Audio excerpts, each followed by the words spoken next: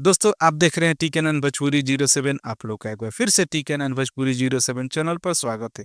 क्या आप भी मेरी तरह इस इवेंट का इंतजार कर रहे थे, खेसारी लाल गाने का इवेंट का? लेकिन बड़े ही अफसोस की बात है कि खबर झूठी फैलाई गई थी, इवेंट होने वाला है और ऐसा कुछ हुआ नहीं। तो पता नहीं क्यों इस प्रकार का झूठी खबर फैलाया गया है कि खेसारी लाल गाने का इवेंट होने वाला है, और इवेंट एक्चुअल में भी कोई भी ऐसी तैयारी नहीं चल रही थी। झूठ का पोस्टर और बैनर भी झूठी प्रचार की गई थी।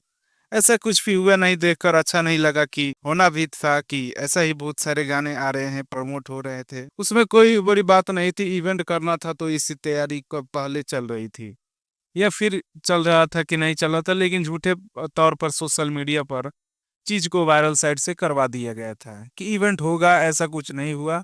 तो यह पूरी तरह से यह जो चीजें हैं खेसारी लाल के नाम को कहीं ना कहीं से खराब कर रही है। खेसारी लाल को इन सारी चीजों पर ध्यान देना चाहिए कि पवन पांडे जी क्या टैग किए हैं, क्या नहीं टैग किए हैं। अपने आईडी से भी पोस्ट किए थे पवन पांडे जी की खेसारी लाल का इवेंट होगा, लेकिन खेसारी लाल का भाई इवेंट हुआ नहीं। और एक्चुअल में पवन पांडे जी खेसारी लाल के भाई राइटर हैं, वो जो टैग किए थे वो हमें लग रहा था कि खेसारी लाल का इवेंट होगा, लेकिन उनका टैग झूठा निकला। और टैग किए थे जो कि खेसारी लाल को सीमांत छपरा में इवेंट होगा, लेकिन इवेंट हुआ नहीं। इसके लिए आपको क्या कहना चाहते हैं नीचे कमेंट बॉक्स में जरूर बताइए।